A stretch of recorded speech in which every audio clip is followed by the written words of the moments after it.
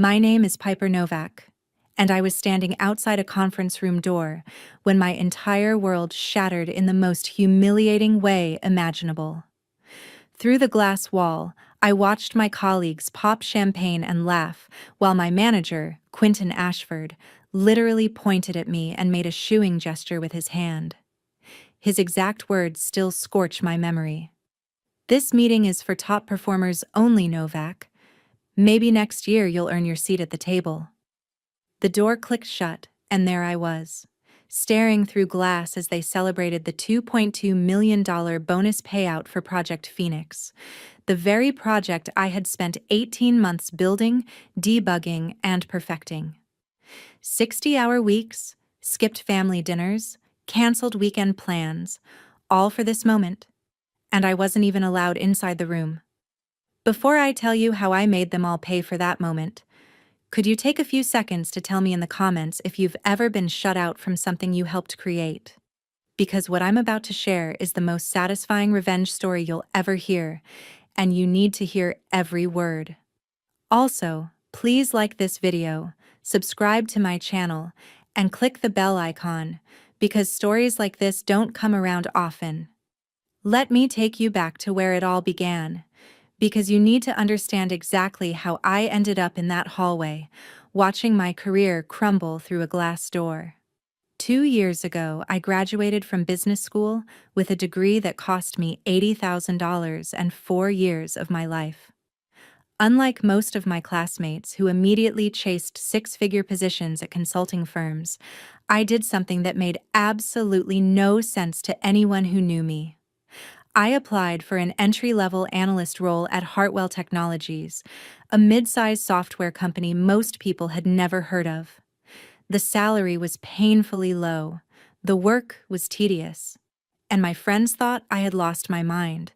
But I had my reasons that nobody, not even my closest friends, knew about. See, I wasn't just Piper Novak, a recent graduate searching for her first real job. I was Piper Novak Hartwell, granddaughter of Edmund Hartwell, the man who founded Hartwell Technologies 38 years ago. But here's what makes this story even more tangled. My grandfather died when I was 12, and I barely knew him.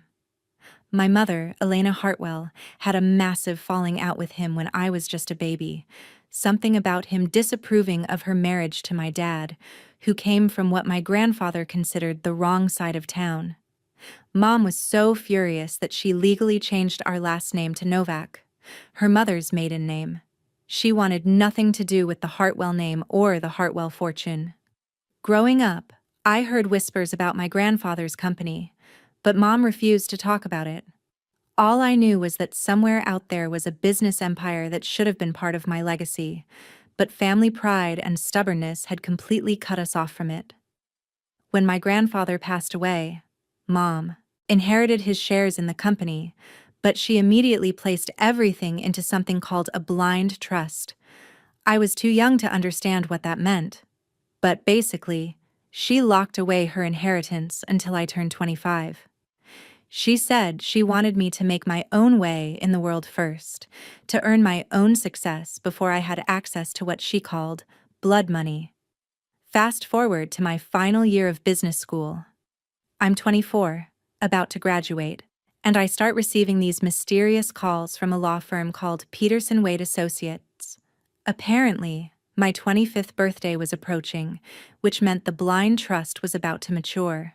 The lawyers explained that my mother had inherited 48% of Hartwell Technologies when my grandfather passed away. But here's where it got interesting. My grandfather had also left me 20% directly in his will, bringing my total potential ownership to 68% of the company. 68%.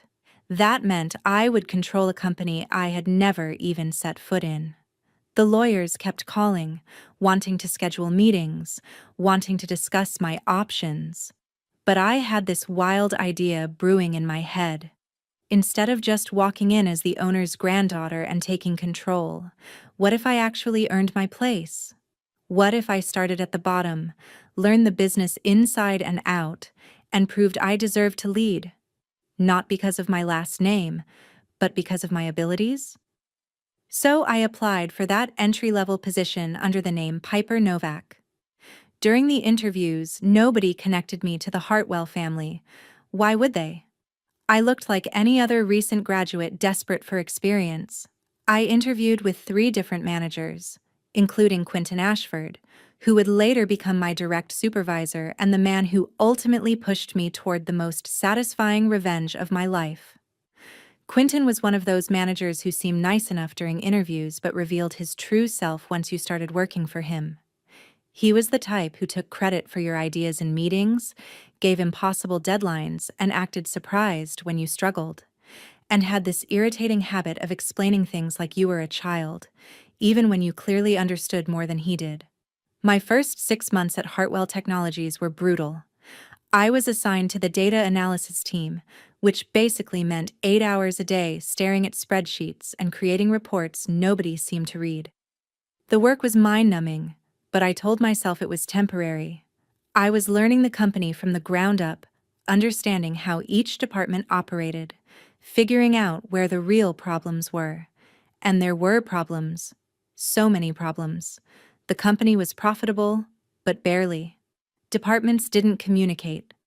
Projects took twice as long as they should, because no one wanted to make decisions without 5 layers of approval. The technology was outdated. Employees were demoralized, and leadership seemed completely disconnected from reality. But I also saw the potential. Hartwell Technologies had incredible talent, innovative ideas, and clients who genuinely loved working with us. We just needed better leadership and a clear vision for the future. That's when Project Phoenix came into my life. 8 months in, Quinton called me into his office and explained we had landed the company's biggest client yet. A healthcare network wanted a custom software platform that would transform how they managed patient data across 12 hospitals. The contract was worth $2.2 million, and if we delivered successfully, it could open doors to similar contracts nationwide.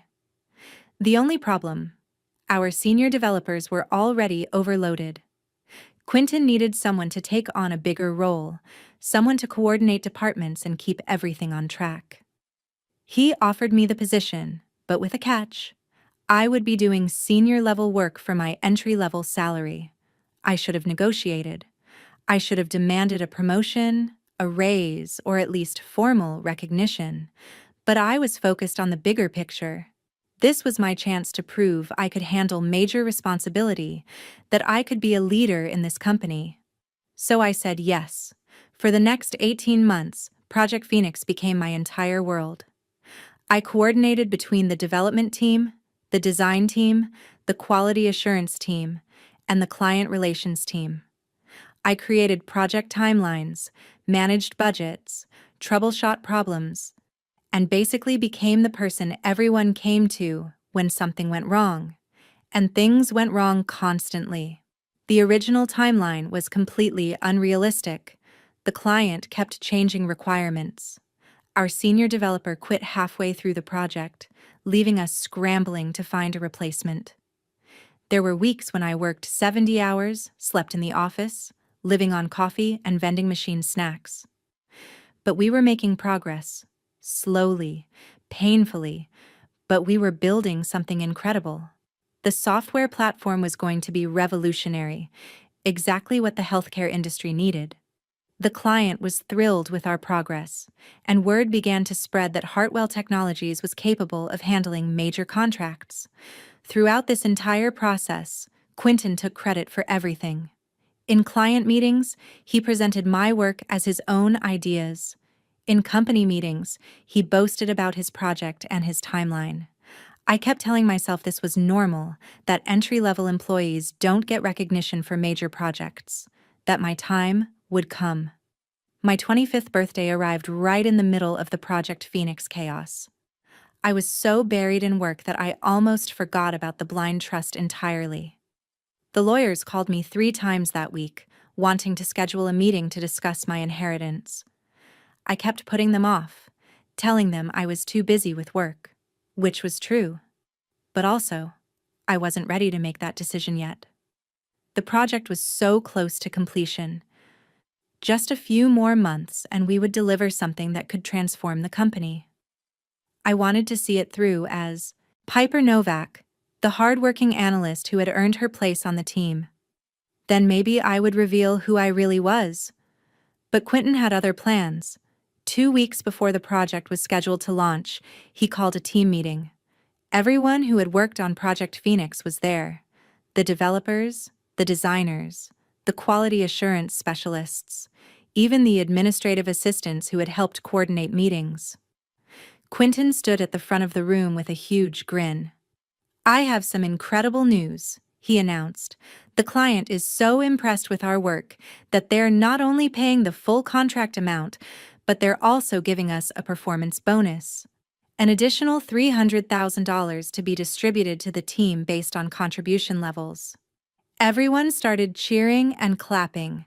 $300,000 was more money than any of us had ever seen as a bonus. Even split among the team, it would be life-changing. But then, Quentin kept talking. "Now I want to be clear about how these bonuses will be distributed. This money is going to the people who really drove this project forward, the people who showed leadership and initiative, the senior team members who made the tough decisions and kept everything on track."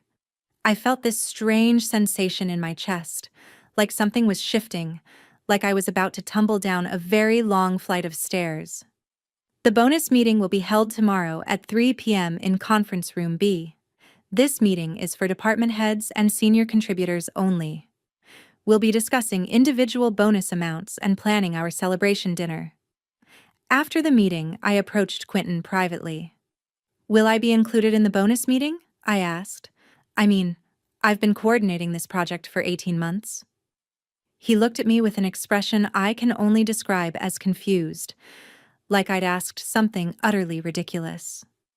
"Piper, you're an entry-level analyst," he said. "Yes, you've been helpful with coordination and administrative tasks, but the real work, the leadership decisions, the client management, that's been handled by the senior team. This bonus is for people who took on real responsibility." Real responsibility. 18 months of my life, and he called it administrative tasks. That night, I went home to my tiny apartment and stared at the ceiling until 3 hours in the morning. I thought about calling the lawyers, about revealing who I really was, about walking into that office and firing Quentin on the spot. But part of me still wanted to believe this was all a misunderstanding, that somehow things would work out fairly. The next day, I watched through that glass door as my colleagues celebrated without me. I watched Quentin raise his champagne glass and give a speech about teamwork and dedication. I watched the woman hired as a senior developer 6 months ago receive a bonus for work I had been doing from the start. And that's when I realized that earning respect and recognition wasn't about working hard or proving yourself. Sometimes it was about having the power to demand what you deserved. I walked back to my cubicle, pulled out my phone and dialed Peterson Wade Associates. "This is Piper Novak," I said when the lawyer answered. "I'm ready to discuss my inheritance. How quickly can you prepare the ownership transfer documents?" "We can have everything ready by tomorrow morning," he replied. "But are you sure about this? Once you take control of your shares, there's no going back to anonymity." I looked toward Conference Room B, where my colleagues were still celebrating their bonuses for my work. I had never been more certain of anything in my life. The lawyer explained the process. As majority shareholder, I would have authority to make executive decisions without board approval. I could restructure departments, terminate projects, hire and fire management, basically reshape the entire company according to my vision. "There is one thing you should know," he added. "Your mother included a clause in the trust. If you take control of your inheritance, you're required to hold your shares for at least 5 years before selling. She wanted to make sure you were committed to the family business, not just seeking a quick payout." 5 years. That was longer than I had planned, but it didn't matter. I wasn't thinking about selling anymore. I was thinking about building something better. That evening, I spent hours researching corporate restructuring, executive decision-making, and shareholder rights. I read every document the lawyers had sent me over the past year, realizing for the first time exactly how much power I was about to inherit. The next morning, I arrived early at the office and met the lawyers in the parking lot. We signed document after document, transferring 68% of Hartwell Technologies from the blind trust into my direct control. Just like that, I went from entry-level analyst to majority owner of a multi-million-dollar company. But I wasn't ready to reveal everything yet. I had one more move to make. I called an emergency all-hands meeting for 10 a.m. Everyone in the company was required to attend, from entry-level analysts to senior management.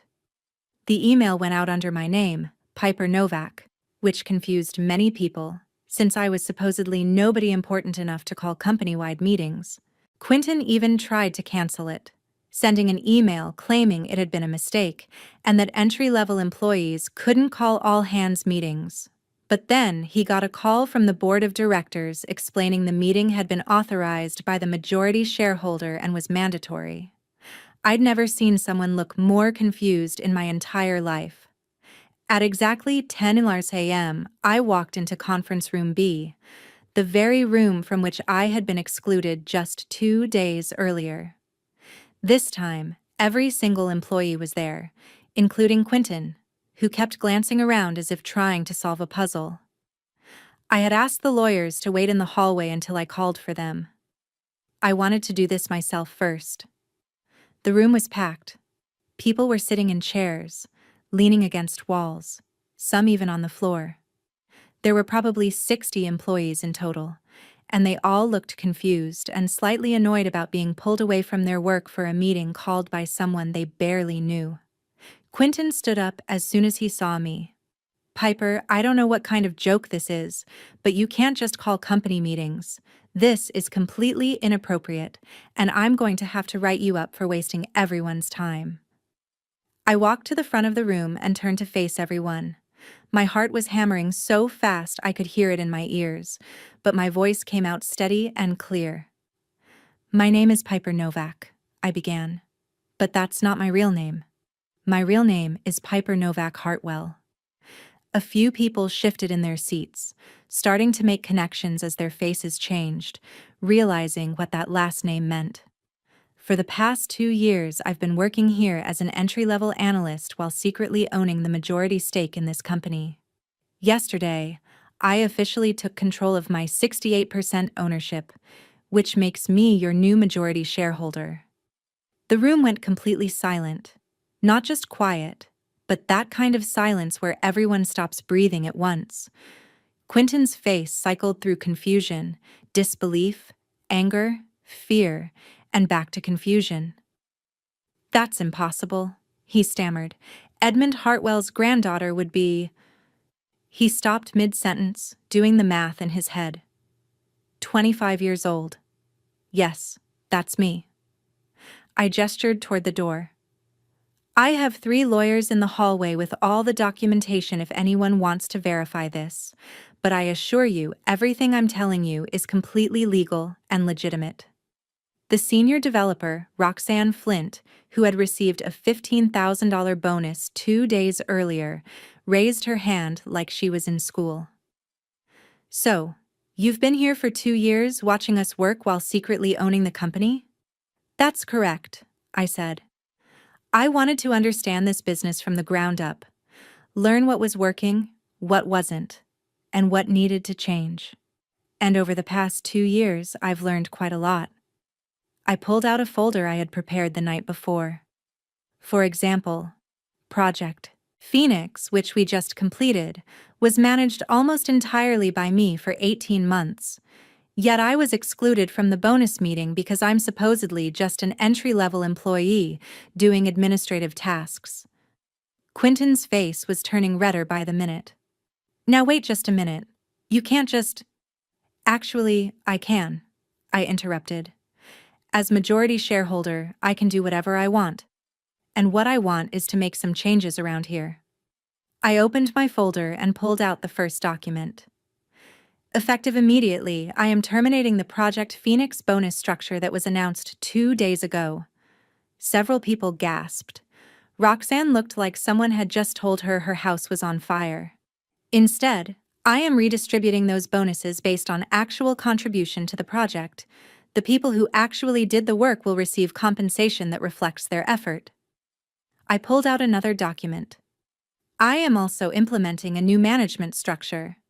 Anyone who believes in excluding team members from recognition will no longer have teams to manage. Quentin stood up so fast his chair fell backward. You can't do this. I've been with this company for 8 years. I have contracts. I have employment agreements. You have at-will employment just like everyone else, I said, which means I can terminate your position at any time for any reason, as long as it's not discriminatory. And excluding people from recognition based on arbitrary decisions about who deserves credit definitely qualifies as grounds for termination. I looked around the room at all the faces staring back at me. Some looked excited, some terrified, but most were just stunned. But I'm not here to fire everyone and start over. I'm here to build something better. This company has incredible potential, but we've been held back by poor leadership and a culture that rewards politics over performance. I pulled out a third document, the one I had spent most of the night preparing. So, here's what's going to happen. First, everyone who worked on Project Phoenix will receive bonuses that actually reflect their contributions. Piper Novak, the entry-level analyst who supposedly did administrative tasks, will receive the largest bonus because she coordinated the entire project for 18 months. A few people started clapping, which surprised me. Second, we're implementing a new performance review system based on actual results, not on how well you manage up to your supervisor. Third, we're restructuring our project management approach so that credit goes to the people who actually do the work. Quentin stood there with his mouth open, looking like someone who had just watched his entire world collapse. And fourth, anyone who has a problem with these changes is welcome to submit their resignation. I'll be happy to provide excellent references for anyone who prefers the old way of doing things. The room stayed quiet for nearly a full minute, then slowly hands began rising with questions. What happens to our current projects? Asked someone from the design team. All current projects continue as planned, but with clearer accountability and fairer recognition. What about the management structure? Asked another. We'll be promoting based on merit and leadership ability, not on how long you've been here or how well you play office politics. What about salaries? Called a voice from the back. I'll be conducting a comprehensive salary review to ensure everyone is paid fairly for the work they actually do. Hands kept going up. Questions about vacation policies, professional development opportunities, and long-term growth plans. For the first time since I started working here, people seemed genuinely excited about the company's future. But through it all, Quentin just stood there, getting redder and redder, until he finally exploded. "This is ridiculous," he shouted. "You can't just walk in here and destroy everything we've built. I don't care who your grandfather was. You're just a kid who doesn't understand how business works." The room went quiet again. Everyone turned to look at him, then back at me. I walked over to the conference table where someone had left that champagne glass from the bonus meeting. It was still sitting there with dried champagne residue in the bottom. "Quentin," I said, picking up the glass, "this represents everything that's wrong with the culture here. 2 days ago, you poured champagne to celebrate work I did while telling me I wasn't good enough to join the celebration." I set the glass back down. "The difference between you and me is that I've spent 2 years learning this business from every angle. I've done data analysis, project coordination, client relations, and quality assurance.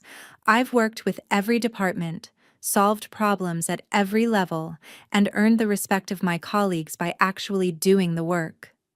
I gestured around the room. "You've spent 8 years managing people and taking credit for their accomplishments. You think leadership means having authority over others? I think leadership means making everyone around you more successful." Quentin opened his mouth to respond, but I wasn't finished. So, here's what's going to happen. Your employment with this company is terminated, effective immediately. You'll receive 2 weeks of severance pay and a neutral reference letter. Security would escort him to clean out his desk. His face went from red to white in about 3 seconds. You can't fire me. I'll sue. I'll take this to the labor board. You're welcome to try, I said, but you might want to check the employee handbook first. Creating a hostile work environment, taking credit for subordinates' work, and excluding team members from recognition are all grounds for immediate termination. I pulled out my phone and dialed security. This is Piper Hartwell. I need someone to escort Quentin Ashford to his desk to collect his personal belongings, then off the premises. The use of my real last name clearly got through to him because he suddenly deflated like a balloon with a hole in it. You planned this whole thing, he said quietly. No, Quentin, I replied. I planned to earn my place here legitimately, to prove myself through hard work and dedication. You're the one who decided my contributions weren't worth recognizing. You forced me to use the power I never wanted to need. Security arrived within 5 minutes, and as they escorted Quentin out of the conference room, he turned back to look at me one last time. This isn't over, he said. Yes, it is, I replied. After he left, I turned back to the room full of employees still processing what had just happened. I know this is a lot to take in, I said. And I know some of you are probably wondering if you can trust me, given that I've kept this secret for 2 years. A woman from accounting raised her hand. Why didn't you just tell us who you were from the beginning? Why go through all this? Because I wanted to earn your respect, not inherit it, I said. I wanted to understand what it was really like to work here, what the real problems were, and what needed to be fixed. If I had walked in 2 years ago as the owner's granddaughter, everyone would have treated me differently. I never would have learned what I needed to learn. Another hand went up. What happens now? Now we build something better. We create a company culture based on fairness, recognition, and actual performance. We make this a place where people want to work, where good ideas are heard regardless of where they come from, and where everyone has the opportunity to grow and succeed. I looked around the room one more time. The choice is yours. If you want to be part of building something better, I'd love to have you on this journey. If you prefer the old way of doing things, I understand, and I'll help you find opportunities elsewhere. The meeting ended with people buzzing with equal parts excitement and confusion. Some employees came up afterward with detailed questions, while others quietly left, processing everything. Over the next few weeks, the changes I promised began to take effect. Project Phoenix bonuses were redistributed fairly, giving recognition to the people who had actually done the work. Several managers who had ruled through fear and office politics submitted their resignations. New people were promoted based on ability rather than connections. The company culture began shifting almost immediately. People collaborated more openly, shared ideas without fear of someone else taking credit, and projects moved faster because decisions were made by the people who actually understood the work. 3 months later, we landed 2 major contracts worth a combined $4 million, both clients specifically mentioning they chose us because of our collaborative approach and transparent communication. 6 months later, employee satisfaction scores had increased by 40%, and our project completion rate improved by 30%. But the most satisfying moment came exactly 1 year after that conference room meeting. We were celebrating the completion of our biggest project ever, worth $6 million. This time, the celebration included everyone who contributed to the success. I stood up to give a toast, holding a glass of champagne in the same conference room where I had once been excluded. A year ago, someone told me I wasn't good enough to celebrate our successes. Today, I want to celebrate all of you because this company's success belongs to everyone who helped build it. Everyone raised their glasses. including 3 new team members who had been hired specifically for their talent and potential, not for connections or political maneuvering, hired for fairness, for recognition, and for building something better together. As we clinked glasses, I thought about that moment a year ago, standing outside this room, watching through glass as others celebrated my work. I had spent 2 years trying to earn my place through dedication and hard work. And in the end, I had to claim my place through power and ownership.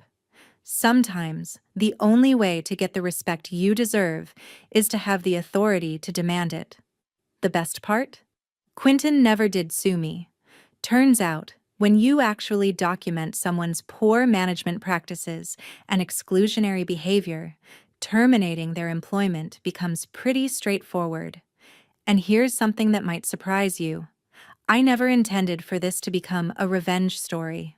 I genuinely wanted to prove myself the hard way, to earn recognition through merit alone, but sometimes the world forces you to use the power you have, especially when people refuse to acknowledge the power you've earned. I still work at Hartwell Technologies, but now I work there as myself, not pretending to be less than I am. The company is thriving, our employees are happy, and we're building something my grandfather would be proud of. The conference room where all of this unfolded now has a plaque on the wall that reads, "Recognition belongs to those who earn it, not those who claim it." Every time someone new joins our team, I tell them this story, not as a threat, but as a reminder that everyone deserves to be valued for their contributions, regardless of title or position. So let me ask you something. Have you ever been excluded from recognition for work you did? Have you ever watched someone else take credit for your ideas, your efforts, your sleepless nights? If so, share it in the comments below, because I guarantee you're not alone. And if this story inspired you, if it reminded you that you have more power than you think, please hit that like button and subscribe to my channel. Share this video with someone who needs to hear that their work matters, that their contributions deserve recognition, and that sometimes you have to stop waiting for permission to claim what's rightfully yours. Remember, you don't have to own the company to demand the respect you deserve, but it certainly doesn't hurt. Thanks for listening to my story. I'll see you in the next video.